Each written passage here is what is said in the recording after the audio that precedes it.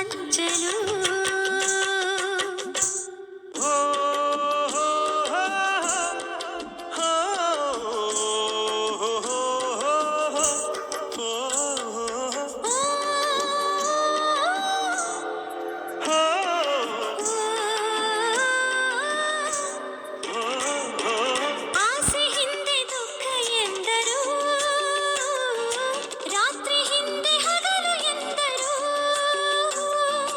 ವೇಷವೆಂದು ಹೊರೆ ಎಂದರು, ಹಬ್ಬವದಕ್ಕೆ ಹೆಗಲು ಎಂದರು. ಎರಡು ಮುಖದ ನಮ್ಮ ಜನುಮದ ವೇಷಾವಳಿ, ತೆಗೆದು ಹಾಲ್ ಬೆಳಕ ಕುಡಿಯುವುದೇ ದೀಪಾವಳಿ.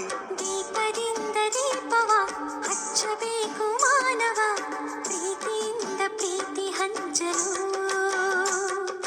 ಭೇದವಿಲ್ಲ ಬೆಂಕಿಗೆ, ದ್ವೇಷವಿಲ್ಲ ಬೆಳಕಿಗೆ, ನೀ ತಿಳಿಯೋ, ನೀ ತಿಳಿಯೋ.